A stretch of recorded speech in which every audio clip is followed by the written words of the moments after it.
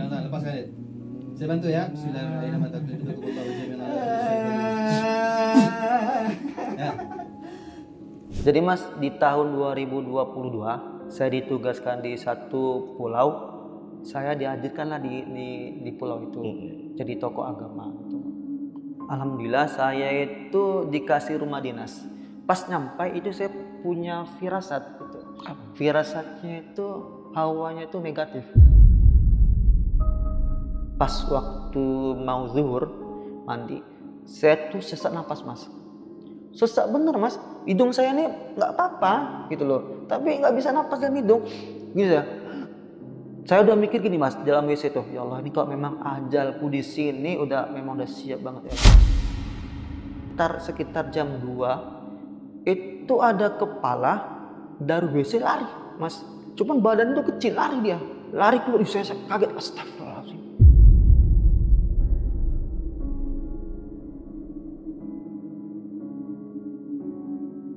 Kan beliau kan baca ayat Ruqyah kan di telinga kanan saya kan. Baru baca beberapa ayat aja langsung saya respon Mas. Berontak saya seberontak-berontaknya.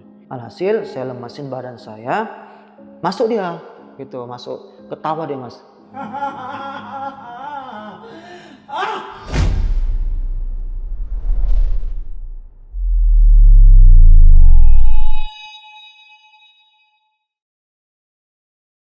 Oke guys, jadi tadi produser gue ngasih sebuah video yang katanya di dalam video ini adalah narasumber kita yang akan bercerita hari ini. Dan juga narasumber kita ini bisa dibilang adalah guru agama. Jadi ya cukup agak penasaran nih gue karena guru agama mengalami kesurupan. Kita coba tonton bareng-bareng.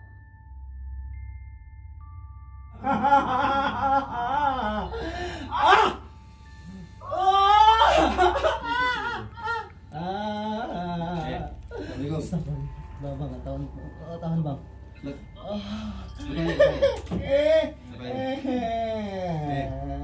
Oke, cukup. Sebenarnya panjang ya videonya. Jadi menurut info yang tadi dikasih tahu gue juga sebagian bahwa narasumber kita ini yang tadi gue bilang dia adalah seorang guru agama yang ditugaskan untuk mengajar di sebuah pulau yang ada di Kepulauan Riau. Nah, dari situlah beliau mengalami kejanggalan, sakit sampai berbulan-bulan. Karena juga ada fakta yang cukup miris juga bahwa para warga yang ada di pulau itu untuk pemahaman agamanya itu kurang. Makanya beliau ditugaskan untuk mengajar di pulau tersebut. Tapi yang terjadi malah celaka. Nah, gimana cerita lengkapnya? Mari kita bahas saja langsung di Saksi Misteri by Lentera Malam.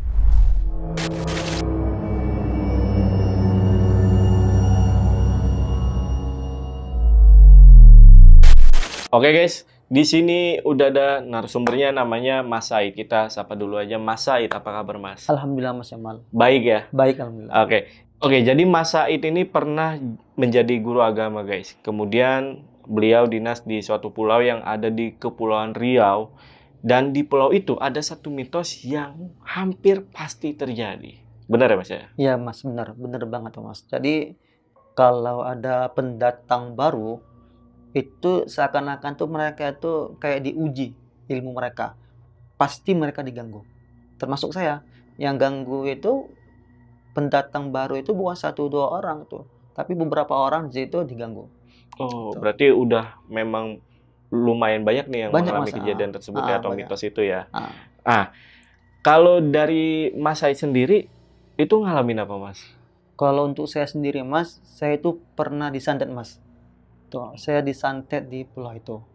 Dan pendatang baru yang pengen datang ke sana, terus pengen tinggal di sana, itu pernah mengalami hal sama dengan saya itu disantet.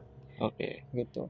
Dulu saya itu disantet juga, itu sampai berbulan-bulan Mas. Saya itu disitulah terakhir saya ditugaskan di pulau itu. Dan di situ juga pulau itu gak diberikan guru agama lagi. Karena udah 2 korban. Bahkan ada beberapa korban lain juga. Sampai segitunya tuh. Iya Mas, sampai segitunya di pulau itu. Wow, oke, penasaran banget nih gue untuk cerita pulaunya seperti apa ya guys. Dan buat teman-teman yang penasaran juga simak video sampai habis. Tapi sebelum itu seperti biasa kalau pengen jadi narasumber di Lentera Malam sama seperti Mas Said, kalian bisa langsung DM aja ke Instagramnya Lentera Malam, ada di @lenteramalam.id atau hubungi nomor yang ada di bawah ini. Oke, pasukan Lentera Malam yang penasaran sama cerita lengkap dari Mas Said mengenai perjalanannya ketika datang ke Kepulauan Riau, yang dimana harusnya tugas menjadi guru agama itu lancar, tetapi ada hambatan yang terjadi. Tanpa basa-basi, saksi misteri kita mulai.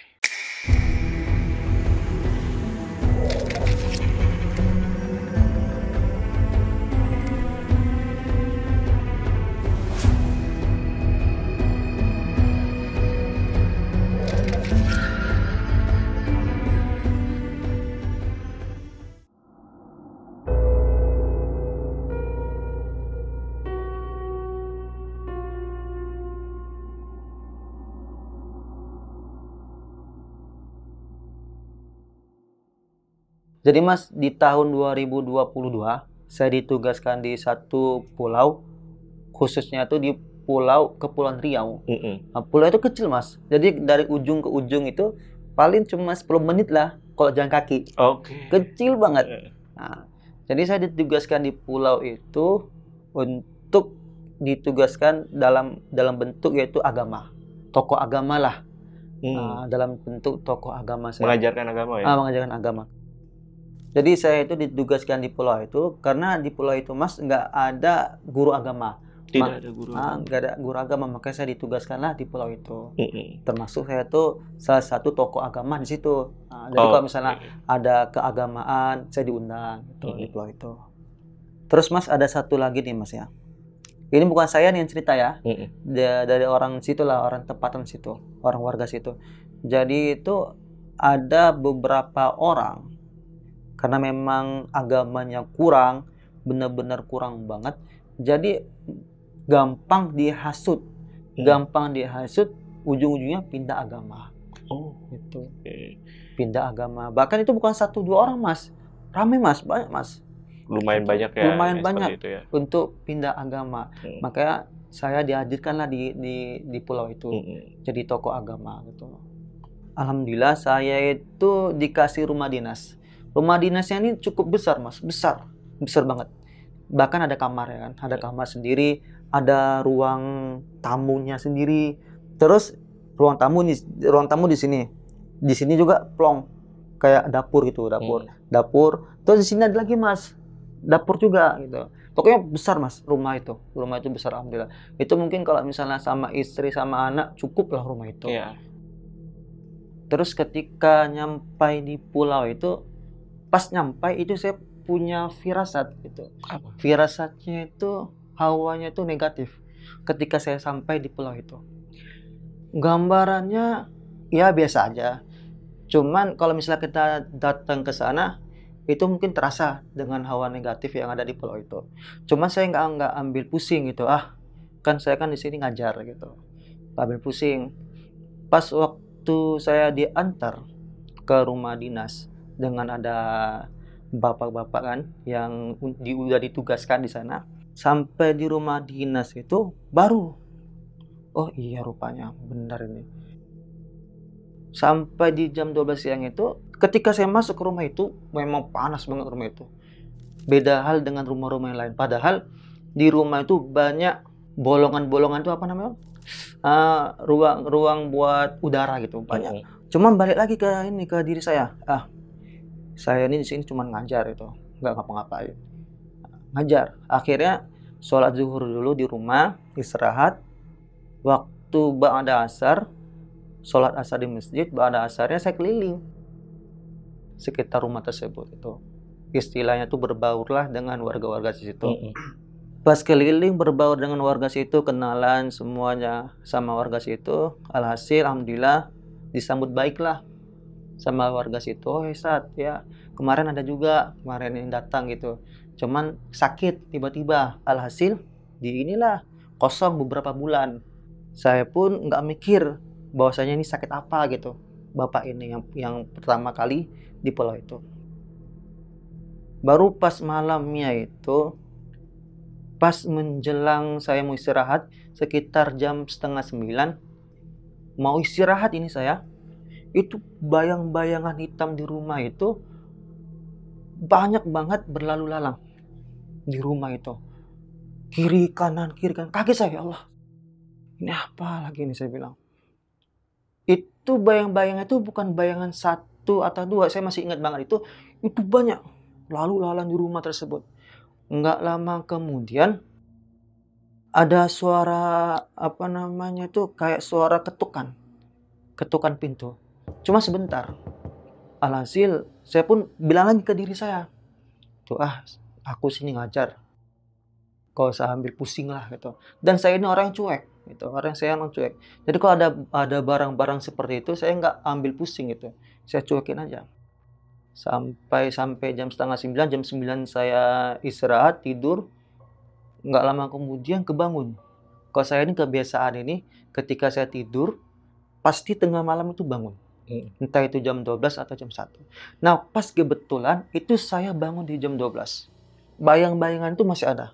Terus main HP, sekitar 10 menitan, yang tadi ketok-ketok pintu itu ada. Ada yang ketok pintu dari pintu depan. Saya mikir, jadi siapa yang ketok? Mungkin warga sekitar jam 12 ini ngetok pintu gitu loh. Ketoknya itu nggak pelan bang, mas, tapi kuat. Gini dia. Saya dengar banget ketokan itu. Kuat banget. Cuman balik lagi ke saya gitu. Saya kan sini ngajar doang gitu. Cuman ngajar gitu. Nah, ngapain saya harus pusing-pusing mikirin itu kan. Saya cuek lagi. Gitu. Saya main HP lagi. Nggak lama kemudian datang lagi suara ketokan itu. Tapi suara ketokannya tuh di dekat WC gitu. Di WC itu kan ada dinding gitu kan. Ada dinding. Di situ ketokannya. Gitu juga kuat juga ketokannya. Alhasil karena saya agak panik karena gangguan tersebut, saya tidur, bawa tidur. Subuhnya itu baru bangun subuh. Dan pas waktu paginya itu saya belum ngomong dengan warga sekitar, orang-orang sekitar. Karena belum berani gitu. Mungkin kayaknya ini karena capek aku aja kayaknya, kecapean makanya kayak halusinasi. Gitu kayak gitulah gitu. Gak ngerti saya. Jangan ceritalah. Alhasil pas malam kedua sekitar jam 9 datang lagi bayang-bayang itu. Saya bilang dengan saya ini bukan nih gara-gara capek ini, saya bilang. Ini bukan gara-gara capek ini memang ada gangguan, ini memang rumah ini memang benar-benar ada penghuninya, saya bilang tuh. Tapi balik lagi ke saya. Gitu. Saya di sini ngajar gitu. Enggak ngapa-ngapain. Nggak ambil pusing. Dan saya bawa tidur. Pas tidur, bangun lagi saya. Tapi ini nggak di jam 12. Pas di jam 1 saya bangun. Jam 1 saya bangun main HP. Sekitar 10 menitan. Ada lagi suara ketokan itu. Kemarin tuh yang 1 hari yang lalu, ketokannya ini nggak terlalu keras. Cuman dengarnya tuh jelas banget. Yang kedua ini kuat banget. Sampai itu saya kaget. Dia ngetoknya itu. Ketok di pintu. Saya cuek lagi. Nggak lama kemudian dia ketok pas di dinding dinding di kepala saya. Kepala saya kan ke arah pintu nih. Pintu. Nah, di situ dia ketoknya tuh. Saya kaget, astagfirullahaladzim. Ini ngeri kali mereka nih ganggunya saya. Saya mikirnya gitu. Ini ngeri kali nih udah sampai segininya. Cuma saya cuek lagi gitu. Mungkin mereka tuh pengen kenalan atau apa gitu kan orang baru kan. Nggak lama kemudian saya cuek lagi. Bukan kuyang, tapi kepala. Mungkin kayaknya kepala, badannya kecil lah, mas. Dia lari gitu. Dari WC tuh lari dia tuh. Karena kan WC itu pintu saya itu kalau misalnya kita buka, dia tuh langsung menghadap ke WC, langsung plong dengan ruang tamu terus sama WC gitu. Saya kan tidur, kepala saya kan menghadap ke pintu itu kan. Otomatis nampak dong tuh WC-nya. Ini kepala bukan kuyang. Kalau kuyang kan kalau mitos saya itu kan ada jantungnya nih. Ini kepala, cuman badan tuh kecil, lari dia. keluar. Sebesar apa ukurannya? Kayaknya itu sekitar gini lah Mas, kayak bayi yang baru lahir itu. Tapi kepalanya besar. Tapi kepalanya besar. Itu saya kaget di situ. Hari pertama saya nggak baca ayat kursi karena mungkin mereka pengen kenalan. Hari keduanya itu baru saya baca ayat kursi ya. Karena mungkin kaget, terus saya agak takut kan karena lihat seperti itu. Baca ayat kursi saya. Baca ayat kursi. Alhamdulillah gak lama kemudian saya baca ayat kursi itu, yang bayang-bayangan itu hilang. Langsung saya agak tenang sedikit kan. Alhasil subuh. Itu pun saya tuh belum ada ngomong dengan warga sekitar. Belum berani saya. Takut kan nanti dibilang apa sama warga situ kan. Baru 2 hari kok ada gangguan itu. Di malam ketiga ini pas di jam 1, kalau nggak kurang lebihnya jam 1 atau jam 2, saya lupa. Nah itu ada suara bayi nangis. Kuat banget suara bayi itu nangis. Padahal waktu saya di pulau itu 1 hari 2 hari itu saya keliling berbaur dengan warga setempat, itu nggak ada bayi sama sekali. Ada anak kecil itu udah umur 3 atau 4 tahun, nggak ada bayi. Ini suara bayi nangis sekenceng-kencengnya Mas, tapi suaranya itu jauh tapi jelas gitu. Kalau mitosnya itu kan kita pernah dengar itu, kalau jauh berarti dia dekat kan, kalau dekat berarti dia jauh. Itu ya Allah, ini apa lagi nih saya bilang. Kok sampai segininya mereka ganggu. Ini suaranya benar-benar jelas Mas. Itu saya cuekin. Nggak lama kemudian, sekitar setengah jaman, saya lagi main HP. Pas di depan rumah itu, di halaman rumah itu, ada apa ya, ketawa anak-anak yang umur 5 tahun yang lagi main gitu. Mereka lari. Merinding saya. Cuman tuh lari mereka ini bukan lari anak-anak gitu, kayak lari orang dewasa gitu. Tapi suara mereka itu suara anak-anak gitu. Ini apa lagi nih ya Allah, saya bilang. Alhasil karena saya memang udah panik, plus dengan ketakutan diganggu seperti itu, saya baca ayat kursi. Berapa kali saya baca ayat kursi itu, alhamdulillah hilang. Besoknya sih pun nggak saya ceritakan, masih belum saya ceritakan masih saya ini. Nggak lama kemudian, pas siang-siang, saya mau sholat zuhur ke masjid. Pas di jam 12 siang, ini siang-siang, itu ada anak sekolah lagi gotong murid yang perempuan, murid sekolah yang perempuan, lagi gotong. Terus saya tanya, dek itu kenapa? Ini Pak, kesurupan?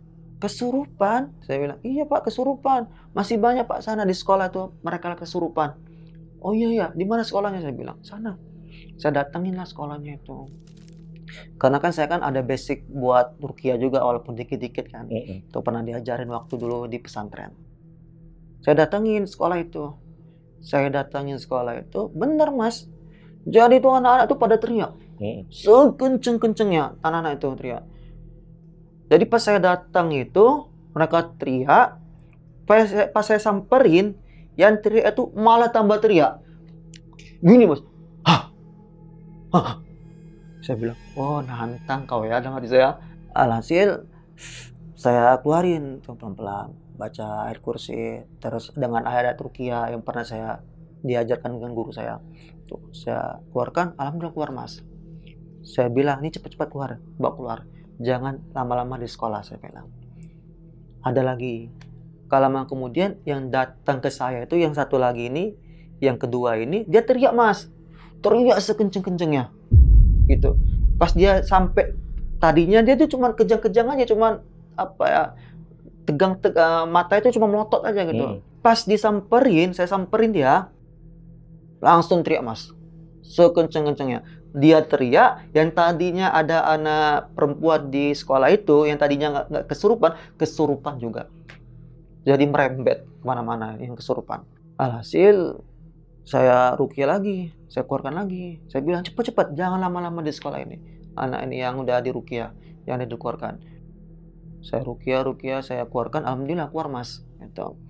Rupanya usut punya usut. Kalau saya perhatikan, jadi yang kesurupan ini mereka ini mengundang yang lain. Jadi teriakan ini Mas, ini mengundang yang lain gitu. Seakan-akan, sini, ini ada mainan buat kita. Itu. Jadi satu teriak, satu lagi teriak, satu lagi teriak. Jadi merempet kemana-mana. Bahkan itu dalam satu hari itu, Mas, 20 anak itu kesurupan. 20 anak. 20 anak kesurupan. Dan itu kejadian bukan di malam hari, di siang bolong. Pas di jam 12 siang. Pas waktu saya mau sholat zuhur. Saya lihatlah tuh di belakang sekolah itu. Saya penasaran nih, Mas. Ada apa ini sekolah ini? Ceritalah saya sama kepala sekolahnya. Kepala sekolahnya bilang gini, Mas. Ya Pak, benar Pak. Kemarin itu waktu sekolah ini mau dibangun, yang punya tanah ini katanya dia bilang 3 hari nggak boleh dulu dibangun. Kalau udah 3 hari baru boleh dibangun. Nah, jadi pas waktu selama 3 hari dia naruh ini, Mas, kayak tampan, Mas. Terus nggak tahu apa isinya dalam tampan itu, ditaruh di tengah-tengah tanah itu. Di lapangan itu Pak dia taruh itu selama 3 hari.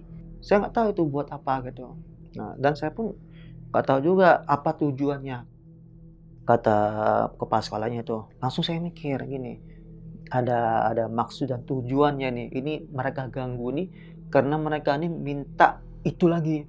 Maaf kata itu minta sesajen lagi gitu. Karena orang yang itu, Mas, yang ngasih itu udah meninggal. Oke. Yang naruh itu ya? Iya, yang naruh itu udah meninggal. Saya tanya, jadi orang itu di mana Pak? Orang itu udah meninggal Pak, udah meninggal. Ada anaknya, cuman anaknya nggak tahu katanya, nggak tahu menahu gitu. Walah, saya bilang.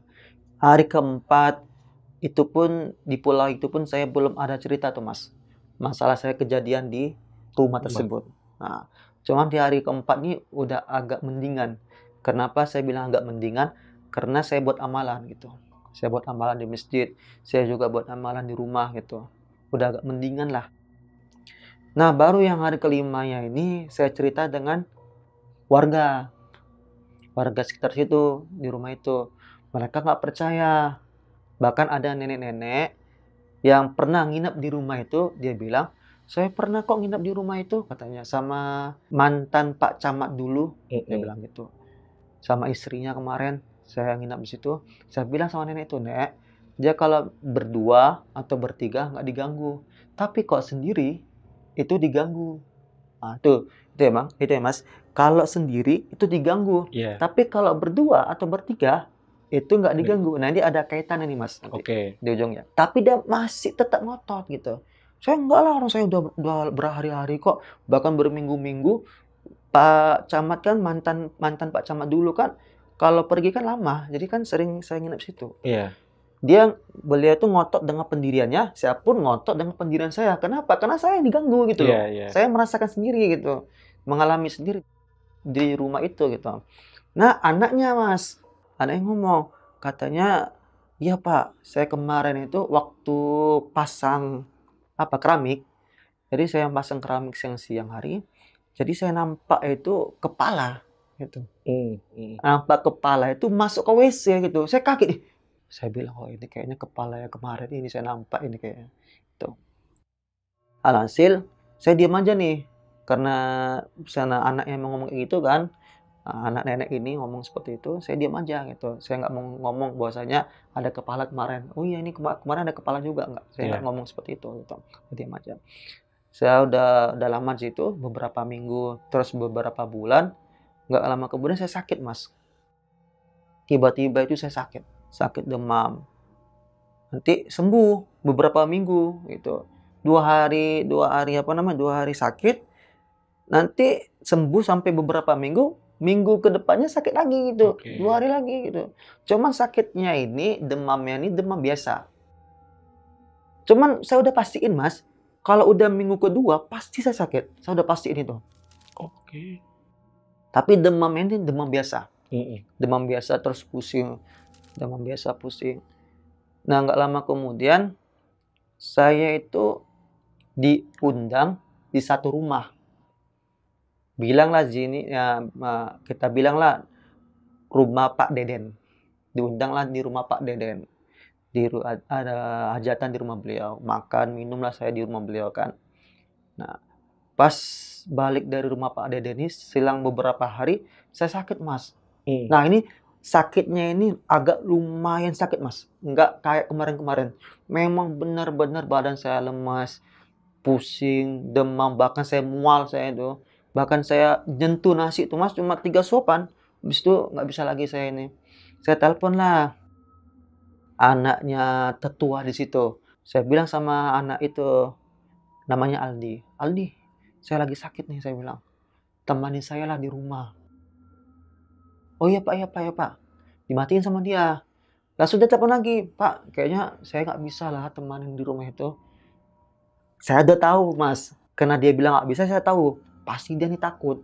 Karena sekitar rumah itu Mas, anak-anak situ, mereka kok saya ajak nginap nggak pernah mau. Alasannya apa? Nggak dibolehin sama mak. Karena rumahnya angker. Kaget saya gitu kan. Saya udah tahu tuh Mas, pasti dia nggak mau. Saya udah tahu tuh, udah yakin pasti nggak mau kok saya ajak tidur sini. Dia langsung dia bilang, udah Pak, Bapak ke rumah saya aja. Tidur di rumah saya aja. Takut kata mama saya, Bapak ini kenapa-kenapa, ke rumah saya aja. Yaudah, saya ke rumah dia, tidur di rumah dia. Saya tidur di rumah dia itu 2 hari Mas. Karena sakit kan 2 hari saya kan. Itu benar-benar sakit tuh Mas, panas itu. Nah, nggak seperti biasanya, lemas, pusing. Tapi anehnya Mas, saya sakitnya ini anehnya ini ketika jam 5. Jadi kalau udah jam 5 Mas, itu udah mulai badan saya itu lemas. Pertama itu lemas dulu, pusing. Baru udah pusing inilah baru mulai saya demam, badan saya panas. Jam 5 sore itu ya? Jam 5 sore, setiap jam 5 sore pasti badan saya lemas. Lemas badan saya, demam, terus pusing itu di jam 5 sore. Gitu juga hari kedua di rumah Bapak itu, Pak Tetua itu juga di sore itu saya lemas gitu. Tapi kalau jam 6 subuh lah, jam 4 subuh sampai jam 5 sore nanti biasa gitu Mas. Kayak orang biasa aja gitu, nggak sakit. Nanti kalau udah jam 5 mulai tuh yang lihat sendiri itu orang yang masih hidup tuh. Tetua itu, termasuk si Aldi itu masih hidup itu orangnya. Karena di jam 5 itu saya sakit gitu. Lemas badan saya. 2 hari. 2 hari alhamdulillah sembuh.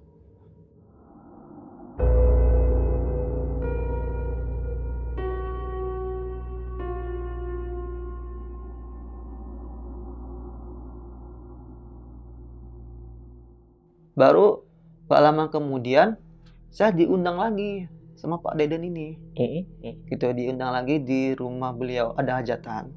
Masuklah saya ke rumah itu, makan, minum di rumah Pak Deden itu. Nggak lama kemudian sakit saya Mas. Sakitnya ini lebih parah daripada dari yang kemarin-kemarin tuh. Lebih parah dari yang kemarin-kemarin. Sampai-sampai saya tuh izin dengan atasan saya bilang, Pak, saya kayaknya nggak bisa deh, saya bilang. Saya nggak bisa nih di sini, saya bilang. Saya takut di sini ngerepotin, saya sakit, saya bilang. Beda. Alhasil izin saya sama beliau, diizinin sama atasan saya pulang ke rumah orang tua saya kan. Nah, letaknya tuh di Tanjung Pinang, di Kepulauan Riau. Jadi balik saya ke rumah orang tua saya gitu. Hari pertama saya balik itu sakit Mas. Masih sakit. Tapi sakitnya ini lebih parah dari sebelum-sebelumnya. Dan itu bisa saya pastikan nggak pernah saya separah itu. Demamnya tuh panas banget Mas. Puyeng banget kepala saya. Pusing banget kepala saya. Lemes banget kepala saya. Makin parah berarti? Makin parah itu sakit saya. Saya kan kebiasaan saya tuh kan kalau misalnya demam, saya tuh minum obat. Ada satu obat kalau saya minum, insya Allah pasti sembuh gitu. Kalau saya buat tidur, saya minum obat itu kan. Saya minum obat itu, saya buat tidur. Pas saya bawa tidur, kebangun saya bukan tambah sembuh, malah tambah parah Mas. Itu pas saya bangun tidur itu langsung oleng banget kepala saya. Lemas badan saya, panas badan saya. Udah akhirnya saya bawa tidur lagi. Paginya sembuh. Hari kedua gitu lagi saya sakit di jam 5. Mau maghrib itu di jam 5 itu kena lagi saya. lemas dulu badan saya, terus pusing, akhirnya demam. Nah, di hari kedua ini Mas, karena ibu saya ini khawatir kan, saya ini tidur di kamar adik saya yang perempuan, dijagain dengan adik saya, gitu, dijagain sama adik saya. Pas saya tidur, itu kalau nggak salah itu habis Isya kalau nggak salah, sekitar jam 8, saya istirahat, kaget saya Mas, itu saya kaget. Adik saya di sebelah saya lagi main HP. Bang, kenapa bang? Katanya. Gak usah nakut-nakutin orang, katanya adik saya. Itu, tadi kaki abang dipegang sama kuntilanak. Teriak lah adik saya, ibu, Bang Said diganggu. Langsung ibu saya, kenapa Kak Id? Iya bu, kaki awak dipegang sama kuntilanak. Udah ngucap kata ibu saya. Akhirnya Mas, waktu saya disuruh ngucap sama ibu saya tuh kan kebangun gini kan, duduk saya kan. Saya lihat ke arah jendela, itu ada kuntilanak Mas. Kalau saya bilang kuntilanaknya itu memang ngawasin saya gitu. Oke. Ngawasin saya. Dan kuntilanaknya itu memang ada waktu pertama kali saya datang di rumah. Gitu. Kan saya pertama tuh kan, waktu pertama datang ke rumah kan, saya tidurnya di teras, di ruang teras. Gitu. Dia itu di pojokan. Nah, hari keduanya saya tidur di kamar adik saya. Dia nunggunya itu di jendela di luar. Tegak gitu dia Mas, melototin saya. Astagfirullahaladzim, saya bilang, oh ini berarti dia ini nungguin aku, berarti benar, berarti semalam itu dia ini yang ngawasin aku nih. Nah, sampai paginya gitu Mas, sembuh badan saya. Pokoknya kalau udah pagi tuh Mas, badan saya sehat Mas, sehat banget. Makanya ibu saya bilang, oh kau kenapa nih, kata ibu saya. Kau jangan-jangan nanti diganggu orang nih, kata ibu saya. Karena gitu Mas, karena paginya tuh sehat, sorenya tuh udah mulai gitu. Iya. Kata ibu saya, kau kenapa nih, kata ibu saya. Kau jangan-jangan kena itu lagi di rumah di sana, kata ibu saya. Cuman Mas, saya tuh nggak mikir Mas, nggak mikir tuh nggak mungkin aku kena santet gitu. Masa iya sih aku kena santet? Sombong dikit lah saya ini Mas, karena kan saya kan alhamdulillah itu kan dari pondok itu ada amalan gitu. Iya. Ada amalan dari kiai saya kan, itu agak sombong Mas. Nggak mungkin lah aku kena santet lah, nggak mungkin gitu. Nah, tahu saya kena santet itu di hari ketiga Mas. Oke. Di hari ketiga itu baru saya tahu saya kena santet itu pas malam tidur saya kan, di jam habis ba'da maghrib itu saya udah memang lemes banget badan saya, panas banget badan saya tidur. Bangun di jam 11 gitu. Adik saya masih main HP, ibu saya pun masih main HP, masih ngawasin saya lah gitu kan. Saya mau telepon guru saya gitu. Di PP WA beliau tuh ada foto beliau, terus ada gambar macan warna putih gitu Mas. Pas saya lihat foto beliau, teriak saya Mas. Kenapa? Ngerespon. Yang di dalam tubuh saya tuh ngerespon. Teriak sekenceng-kencengnya Mas. Ibu saya sama adik saya takut lah Mas. Saya kok kenapa? Teriak Mas, saya masih teriak itu. Ngucap Said, ngucap kata ibu saya. Alhasil karena saya itu masih bisa ngelawan, jadi dia nggak bisa nguasain saya. Oke, berarti Mas Said hampir kesurupan. Hampir kesurupan gitu. Cuma alhamdulillah itu saya bisa ngelawan dia itu gitu. Saya telepon lah guru saya. Bang, abang di mana? Saya bilang. Oh, ini abang lagi ada pasien, kata guru saya. Oh, bisa nggak mau datang ke rumah saya? Saya kayaknya diganggu nih. Kalau sekarang nggak bisa. Besok lah insya Allah, karena sekarang capek banget abang itu ya. Berapa pasien nih abang ini abang apain, kata beliau kan. Akhirnya besok lah datang beliau. Pas ba'da Isya beliau datang, itu saya tuh nggak mau buka pintu Mas. Bukan saya nggak mau buka, tapi yang dalam tubuh saya ini nolak gitu. Oke. Jangan kan mau buka pintu Mas, pas dengar suara motor beliau berhenti di depan rumah, itu udah kayak berontak gitu dia. Berasa tuh Mas? Berasa banget itu saya mau berontaknya tuh.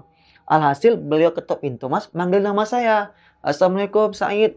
Langsung saya pergi Mas. Nggak tahu kenapa Mas, tuh beliau ketok pintu rumah saya, panggil nama saya Said, Assalamualaikum. Langsung saya pergi. Kayak senang gitu saya Mas. Pas waktu beliau manggil nama saya Said, Assalamualaikum. Langsung saya buka. Saya cerita sama beliau. Tadi sebenarnya tuh saya nggak suka Bang Abang datang gitu. Oh itu Itu benar tuh, itu perlawanan dia tuh. Dia nggak suka abang datang. Akhirnya saya disuruh wudhu kan, disuruh wudhu, dibacakan inilah ayat Ruqyah.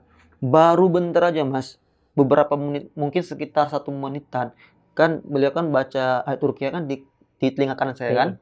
Baru baca beberapa ayat aja, langsung saya respon mas. Berontak saya, seberontak-berontaknya. Tapi saya lawan gitu. Saya nggak mau dikuasain dia. Tapi kata guru saya, udah biar aja, lemesin aja. Biar aja dia masuk, katanya guru saya. Udah saya lemesin. Masuklah dia mas, nguasain saya. Dan gak sadar Mas Said pada saat itu? Nggak sadar mas, sama sekali saya nggak sadar. Oke, ngeblank ya? Ngeblank saya. Cuman saya tuh gimana ya, saya nggak sadar. Cuman kayak masih di situ gitu. Tapi nggak bisa ngapa-ngapain. Ya. Tuh. Dan itulah mas, pertama kali saya kesurupan, disitulah. Pertama kali saya perdana. Karena dulu waktu saya di pesantren, saya sering diruqyah dengan teman-teman saya. Terus saya pernah juga diruqyah dengan, katanya beliau ini ahli ruqyah dulu. Guru-guru itu ahli ruqyah, tapi nggak mempan mas, biasa-biasa aja gitu. Kadang nggak ada apa-apa, ya kan? Nggak ada apa-apa di dalam tubuh saya. Cuman waktu diruqyah sama beliau, 1 menit aja dibisikin di telinga saya, langsung respon mas, langsung respon. Alhasil saya lemasin badan saya, masuk dia, gitu, masuk, ketawa dia mas. Kan ada tuh videonya tuh saya nampakin tuh.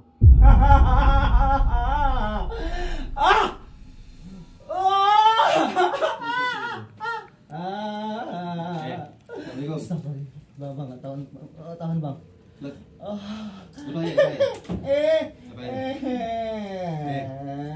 nggak tahan bang. Ayo, ya Allah. Dilos aja.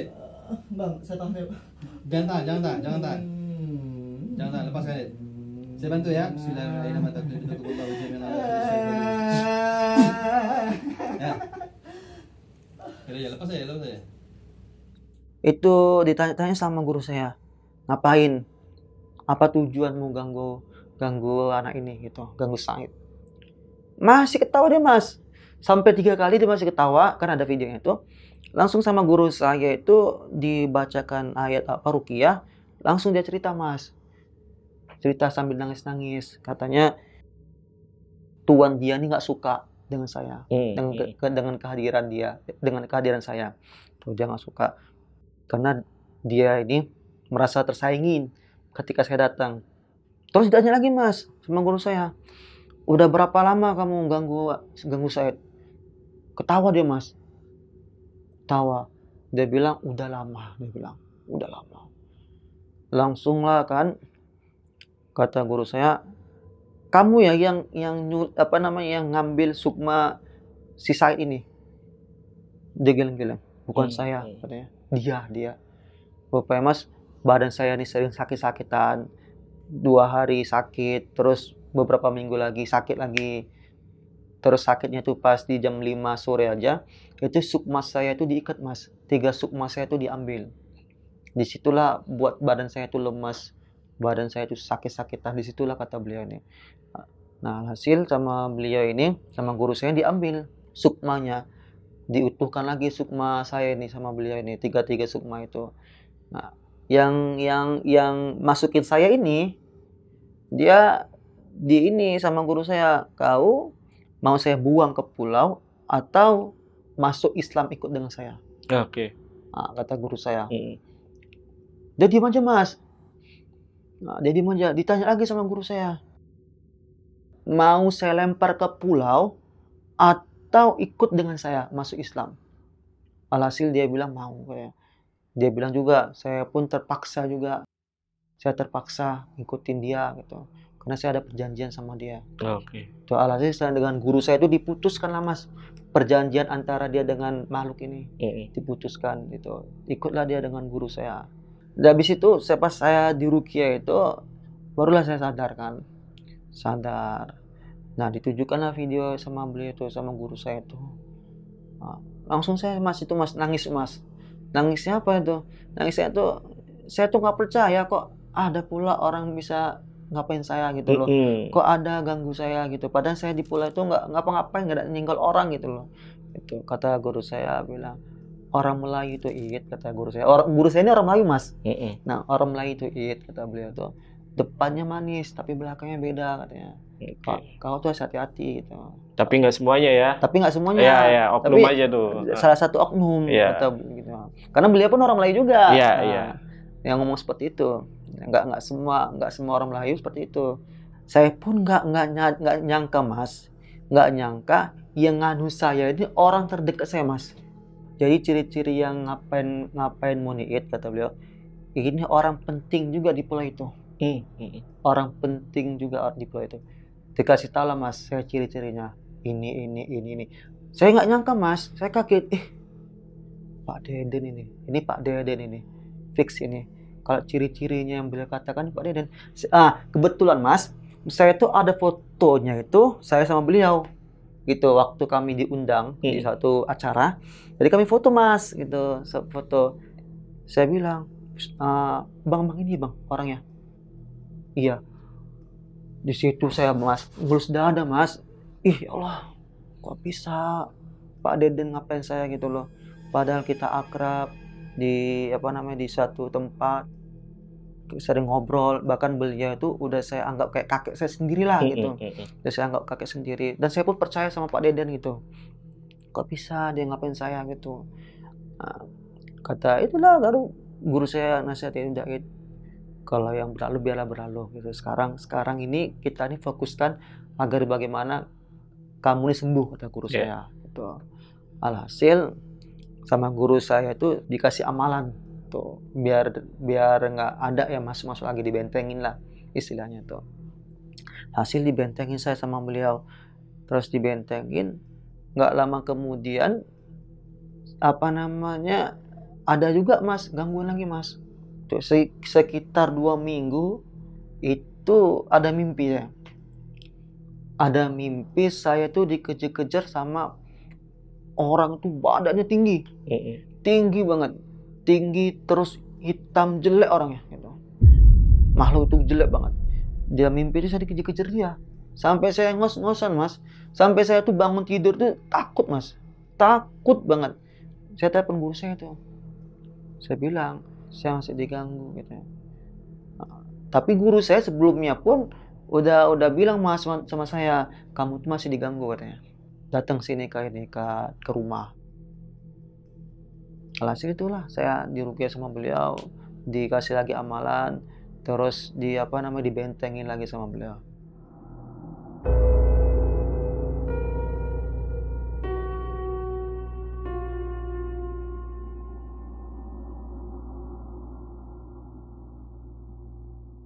Beberapa bulan kemudian sembuhlah saya gitu. Tapi badan saya itu masih kurus Mas, masih pucat. Datang atasan saya ke rumah gitu. Datang atasan saya ke rumah, jenguk saya, difotolah saya sama beliau. Difoto, dimasukin ke grup. Nah, pas dimasukin ke grup, silang beberapa menit kemudian ditelepon saya Mas. Sama siapa? Sama salah satu yang ada di grup itu. Saya nggak tahu nih itu siapa dan ngapain menelepon saya. Telepon saya, Assalamualaikum. Waalaikumsalam ya Pak. Gimana Pak kabarnya? Telepon, Alhamdulillah ini agak mendingan lah, lagi perbaiki diri saya ini, badan saya ini gitu. Oh ya, kemarin Bapak ini ya ditugaskan di pulau itu ya? Di pulau itu. Oh ya benar Pak, benar. Ya kemarin saya di sana juga. Jadi gimana Pak ceritanya? Saya bilang gitu kan. Nah, gimana Pak di sana pulau itu? Wah, gitulah Pak di sana. Gitu. Kemarin Bapak berdua apa sendiri? Awalnya saya sendiri. Gak lama kemudian, beberapa bulan kemudian saya ajak istri saya. Saya tanya Mas, Pak maaf Pak, waktu Bapak di sana itu ada nggak Bapak diganggu? Oh langsung lah Mas diceritain Mas sama beliau itu. Oh ada Pak, ada. Saya tuh diganggu. Sebab saya bawa istri saya ke pulau itu. Kenapa? Karena saya setiap malam saya diganggu katanya. Setiap malam saya diganggu di pulau itu. Tuh, diganggu. Terus bahkan kata beliau ini, saya ini lagi sakit. Kemarin saya sakit, terus saya koma sampai 1 mingguan kata beliau. Saya pun dikirim nih Pak, katanya. Ada kiriman dari orang. Oh iya Pak, ya saya pun gitu juga Pak di sana Pak. Saya kemarin tuh diganggu, saya bilang. Saya di sana kan udah setahun lebih. Bahkan saya di rumah itu sendirian. Kata bapak itu udah termasuk hebat katanya. Sendirian di rumah itu katanya. Bahkan setahun lagi bapak di rumah itu. Saya aja beberapa bulan kemudian baru saya ajak istri saya. Nggak berani saya sendirian. Oh, kaget saya. Ini kok tahu dari awal saya cerita kayak gini. Wah, ini nggak mikir 2 kali saya. Iya. Terus itu yang ini Mas, yang pertama yang apa namanya di pulau itu. Dia setahun juga dia ngajar di pulau itu sama istrinya. Yang kedua ada lagi Mas, nelpon lagi sama saya gitu. Telepon, Assalamualaikum gitu. Gimana Pak kabarnya? Ditanya, alhamdulillah udah agak mendingan lagi gini. Oh ya kemarin ngajar di sana ya? Dia bilang gitu kan. Iya Pak. Iya saya sempat juga tuh kemarin. Bukan ngajar sih. Saya cuma lihat doang, cuma singgah gitu, transit. Transit 3 hari. Karena saya nunggu kapal ke pulau yang lain gitu. Beda pulau dia bilang gitu kan. Saya sempat juga Pak gitu. Sempat juga ke rumah itu yang rumah dinas Bapak yang Bapak tempatin. Memang pas waktu saya masuk itu memang hawanya tuh udah negatif dia bilang. Untungnya Pak katanya itu kata Bapak ini untungnya Pak ada warga situ yang mau ditempati rumahnya gitu. Yang mau ditempati rumahnya. Jadi saya syukur banget tuh nggak tinggal di rumah dinas kemarin tuh dia bilang tuh. Oh iya Pak. Ya kalau saya kemarin tinggal di situ pasti saya diganggu juga kata beliau. Saya diganggu Pak di sana. Tiap malam saya diganggu. Bahkan saya cerita sama warga sana sekitar itu ada sebagian percaya, ada sebagian enggak. Yeah. Nah bahkan nih Mas, waktu udah selesai nih ya, saya udah selesai ngajar di sana, saya udah pulang, udah sembuh kan. Jadi atasan saya ini ngomong sama Pak Kades di sana, telepon Pak Kades di sana. Pak Kadesnya pun bilang gini Mas, Pak Camat, sorry Pak Camat. Nah, Pak Camatnya bilang gini Mas sama atasan saya. Iya Pak benar. Di sini nih orang-orang sini mereka tuh masih percaya dengan hal-hal mistis. Kata Pak Camatnya. Bahkan mereka tuh masih sampai sekarang nih masih menekuni perkara itu gitu. Tuh jadi wajar aja. Nah, jadi atasan saya ini langsung kaget lah. Habis itu nggak ada lagi Mas dikirim orang-orang yang dari kami ini untuk ke sana. Oh sudah nggak ada Udah lagi? lagi, karena udah kejadian 2 korban Mas. Iya. Takut kan nanti kok ketiga kalinya langsung itu Mas. Ini alhamdulillah nih sembuh. Saya kemarin tuh Mas, waktu sakit tuh Mas, saya udah mikirnya jauh aja Mas. Mikirnya gini, ini kok memang udah ajalku ini udahlah apa. Saya pernah tuh Mas, saking sakitnya itu saya itu nggak bisa bangun Mas. Sama sekali nggak bisa bangun. Buat ke WC, buat apa semuanya itu nggak bisa. Itu memang udah di situ lah saya mikir, ya Allah ini kalau memang udah ajalku udah siap nih. Kata dalam hati saya. Alhamdulillah dengan izin Allah kan sembuh saya diruqyah sama beliau itu. Diruqyah terus dibacakan apa namanya dikasih air itu air ruqyah. Alhamdulillah sembuh. Selama berapa bulan tuh saya sembuh itu? Ada sekitar 5 bulanan lah. 5 bulan? 5 bulan lama Mas. juga ya? Lama juga Mas, 5 bulan tuh saya sembuh. Baru benar-benar pulih? Ya baru benar-benar pulih, terus baru benar-benar bisa makan gitu. Oke. Tapi kenapa pelakunya kan kemungkinan kan Pak Deden ini ya melakukan hal tersebut dan ada gak kaitan rumah tersebut sama rumah dinas ini sama Pak Deden? Kalau kaitannya itu nggak ada Mas. Cuman kalau dari Pak Dedennya ini, dari guru saya beliau ceritakan, mungkin Pak Deden ini iri Mas. Ya. Iri dengan saya karena saya datang di pulau itu banyak warga-warga sana mungkin sedikit senang. Ya. Sedikit banyak itu adalah minta apa namanya itu minta tanya sama saya, tanya jawab dengan saya gitu. Dapat ilmu mereka segala macam karena ada guru agama nih. Iya, benar itu Mas. Nah, sedikit banyaknya bahkan pernah tuh Mas, bukan pernah lagi sih Mas, di satu hajatan, ada satu hajatan, ada Pak Deden, ada saya, terus ada tetua yang lain. Jadi kadang itu orang yang punya hajatan itu selalu saya yang nyuruh mimpin hajatan itu. Saya nggak mau dong, saya kan masih muda gitu. Daripada saya bagusan beliau-beliau ini, Pak Deden ini gitu. Pasti tuh Mas, setiap ada hajatan saya disuruh. Saya bilang, saya nggak bisa, ada Pak Deden, ada Pak ini. Saya bilang, beliau-beliau aja, saya bilang gitu. Mungkin karena beliau iri atau apa ya kan. Nah kalau rumah itu Mas, Kalau rumah itu, kata pertama kali yang bangun itu Mas, dia pernah cerita bahwasanya waktu itu dibangun rumah itu nggak ada buat hajatan Mas. Mau dibangun nih rumah itu, nggak ada buat hajatan. Nggak ada selamatan ya? Nggak ada selamatan. Pas udah dibangun pun, udah jadi pun nggak ada buat hajatan gitu. Berarti nggak tahu sampai sekarang itu belum pernah ada selamatan. Belum ada selamatan itu, belum ada hajatan, belum ada selamatan. Wow, berarti disitulah saya bisa ambil kesimpulan mungkin mereka ini marah gitu. Marah, rumah mereka itu ditebas. Dulunya hutan Mas. Iya. Dulunya hutan belantara situ. Kalau saya perhatikan tuh. Bahkan di samping rumah saya itu kan masih hutan itu. Kalau udah malam tuh Mas, kalau saya perhatikan tuh banyak makhluk-makhluknya di situ. Oke. Malam tuh. Nah, lalu si orang pertama yang membawa, ya kita sebut aja sajen ya, ke yang lapangan itu, ada kaitannya gak sama Pak Deden? Walaupun dia udah meninggal kan ya, ada kaitannya gak? Entah saudara, teman atau apa? Ini Mas, kalau saya bilang ada kaitannya Mas. Masih saudara. Dan guru saya pun bilang bahwasanya saya di Anu ini bukan satu orang Mas. Tapi 2 orang. Sama 2 orang? 2 orang. Nah, kalau yang ngapain sesajen kan udah meninggal. Saya mikir 1 orang siapa gitu. Iya.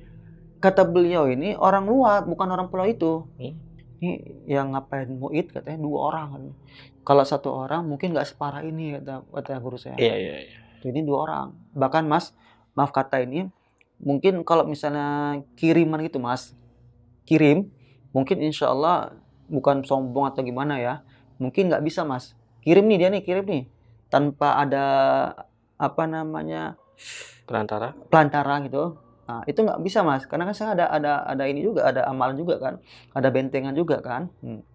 Cuman karena ada perantara itu dari makanan itu, maka kena saya gitu. Dan saya terasa banget Mas, ketika saya diundang di Pak Deden ini, saya terasa itu beberapa minggu kemudian badan saya itu panas gitu. Panasnya tuh nggak biasanya gitu, nggak seperti hari-hari kemarin gitu. Sampai-sampai kan saya kan telepon si ini tuh, anaknya Pak Tetua itu, si Aldi itu, untuk nginep di rumah saya itu. Oke, berarti perantaranya itu makanan ketika diundang tuh.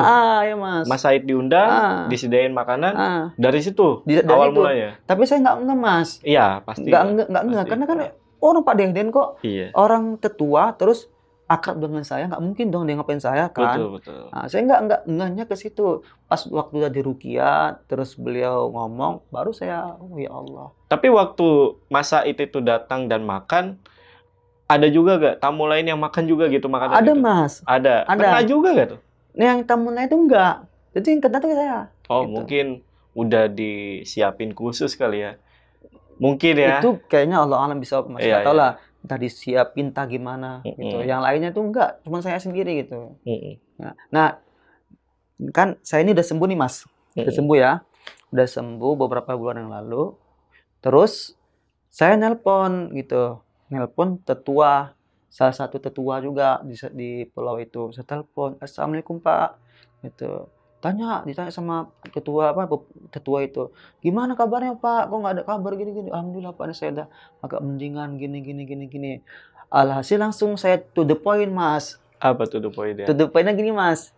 "Pak, maaf ya Pak, saya pengen ngomong. Tapi Bapak bisa nggak ya amanah, nggak usah ngasih tahu dengan yang lain." Saya bilang gitu kan. "Apa itu Pak?" Insya Allah saya amanah. Pasti saya amanah. Saya bawa ini amanah gitu. Saya tanya, pernah nggak Bapak dengar Pak Deden ini punya ilmu? Kalau saya lihat sendiri itu belum pernah. Tapi orang tuanya itu punya ilmu Mas. Tuh bisa ngobatin, kayak bisa dibilang dukun. Iya. Nah, dukun. Orang tuanya dukun dulu Pak. Yang kedua, saya pun nelpon juga Mas dengan bapaknya Aldi, tetua itu. Gitu. Beliau ini kan khawatir dengan saya kan, hasil nelpon terus beliau ini tanya kabar saya terus. Alhasil saya telepon beliau, saya tanya kabar beliau pun tanya kabar saya gini. Langsung saya to the point aja Mas sama beliau nih. Saya bilang, seperti mana saya bilang sama beliau ini yang kemarin itu kan, sebelumnya.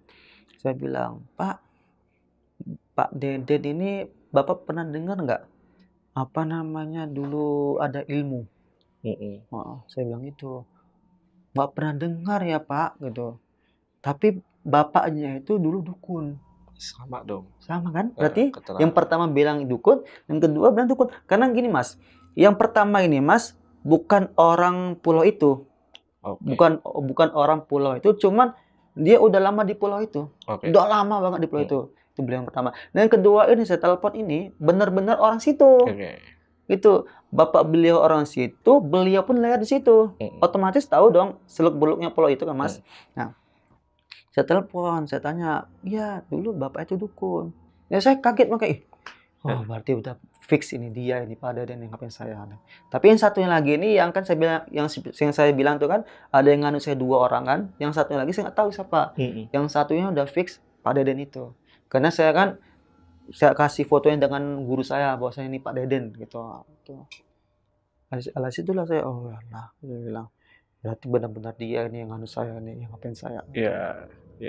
Kalau korban yang sebelum Mas Said dia ngalamin apa Mas? Dia ini Mas, kalau ngalaminya tuh saya nggak kurang paham ya. Pokoknya kata beliau itu diganggu.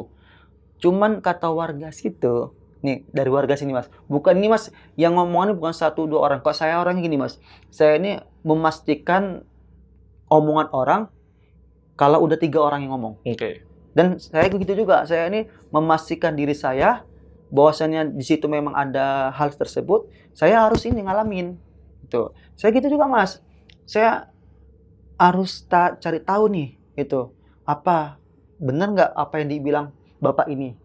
Saya cari tahu lagi Mas sama orang yang kedua, sama yang orang pertama. Saya cari lagi orang yang ketiga, sama kayak orang pertama. Apa samanya? Jadi Mas, beliau ini pernah ngomong, kalian bisa pergi mancing, kalian bisa pergi cari ikan pagi-pagi jam 4 subuh, jam 3 subuh. Tapi kan nggak bisa sholat masjid aja bentar aja, palingan 20 menit atau paling lama lah 20 menit kata beliau. Apa nggak bisa sholat subuh sama-sama kita sholat subuh berjamaah di masjid kata beliau. Itu apa nggak namanya munafik? Digituin Mas. Itu pas waktu khotib Jumat. Khutbah Jumat beliau ngomong seperti itu. Pas beliau bilang gitu Mas, pas beliau bilang gitu siangnya, paginya beliau jatuh. Paginya beliau jatuh dari WC, itu kena benturan di kepalanya di lantai itu. Lantai itu kebentur di lantai itu. Koma sampai 1 minggu di rumah sakit. Sampai koma? Sampai koma Mas, 1 minggu. Nah, saya kan belum ada cerita nih bahwasanya saya ini pernah di WC Mas. Jadi di WC di dalam WC itu saya lagi mandi, pas waktu mau zuhur mandi, saya tuh sesak napas Mas. Padahal tuh saya belum pernah merasakan sesak napas. Sesak bener Mas, hidung saya ini nggak apa-apa gitu loh, tapi nggak bisa napas dalam hidung. Gitu ya. Saya udah mikir gini Mas, dalam WC tuh, ya Allah ini kok memang ajalku di sini memang udah siap banget ya, aku udah pasrah aja. Saya keluar Mas, ambil handuk saya keluar, saya baca asyhadu alla ilaha illallah wa asyhadu anna muhammadar rasulullah. Langsung Mas, langsung saya bisa napas. Di dalam WC tuh nggak bisa Mas, sama sekali saya nggak bisa napas. Saya napas dari hidung, dari mulut. Gitu saya. Nah, dari mulut tuh saya napasnya, terus pas keluar dari WC itu pakai anduk, saya baca syahadat itulah baru lepas itu semua itu. Mungkin Mas, bapak itu mengalami hal sama dengan saya. Mungkin dia ini agak panik di dalam WC karena nggak bisa napas, nggak panik, alhasil pleset jatuh.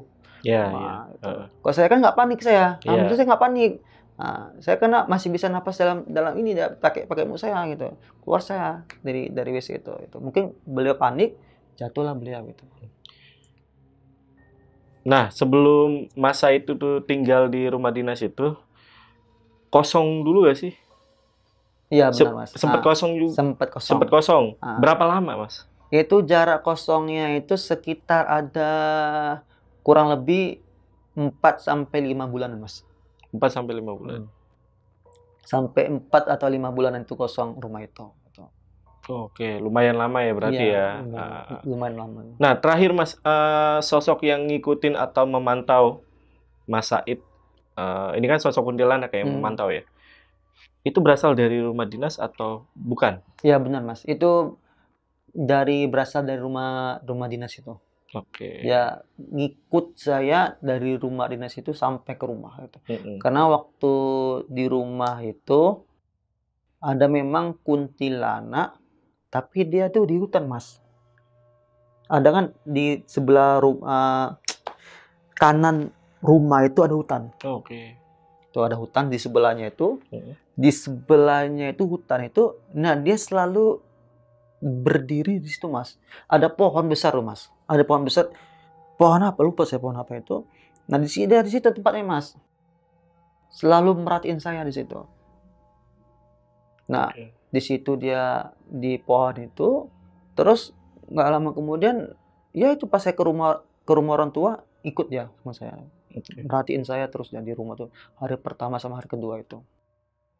Mas Said, terima kasih udah sharing ke Lentar Malam. Oke, Mas. Nah, mungkin sebelum ditutup videonya, Mas Said boleh kasih pesan ke teman-teman yang lagi nonton. Pesan-pesan ya, Mas? Iya. Pesan dari saya itu jangan sombong gitu. Karena dulu pun iblis pun dia pernah mengatakan dengan Allah ini ana khairu minhu. Aku lebih baik dari dia. Saya dulu Mas sombong Mas.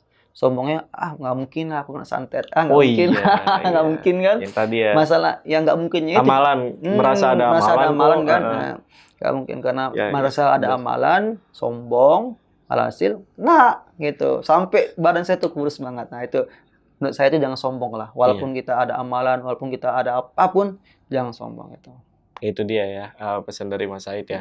Oke, terima kasih sekali lagi Mas Said udah datang ke Lentar Malam. Untuk video kali ini gue rasa cukup. Gue Jamal dari Lentar Malam dan Mas Said izin pamit.